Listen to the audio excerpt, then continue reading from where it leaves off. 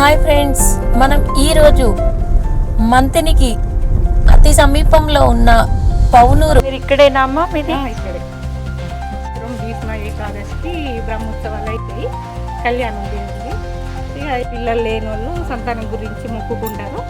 వాళ్ళు ఇక్కడికి వచ్చినాక వాళ్ళ కోరికలు నెరవేరిన తర్వాత గిఫ్టులు అవి సమర్పించుకుంటారు. మరి ఈ రెండు ఆలయాలకు ఆభరణం లాంటిదండి ఈ రాళ్ళ చెట్టు. సుమారుగా 500 సంవత్సరాలకు పైగా ఈ చెట్టుకి వయసు ఉంటుందండి.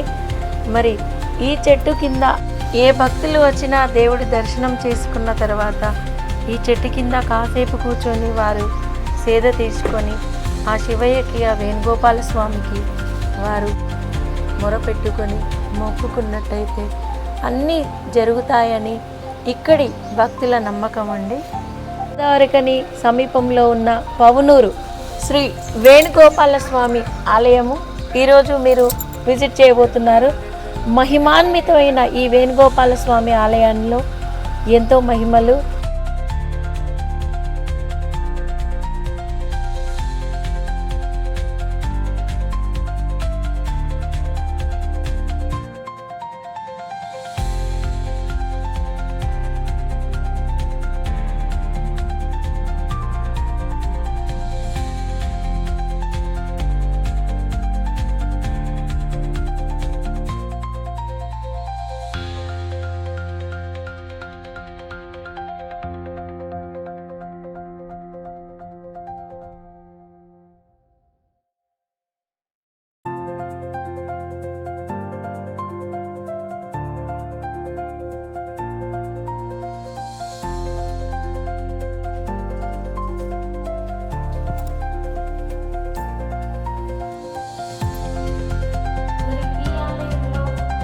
మరొక ఆలయం, మరి శంకరుడు కూడా ఇక్కడ ప్రతిష్టాపించబడ్డాడు.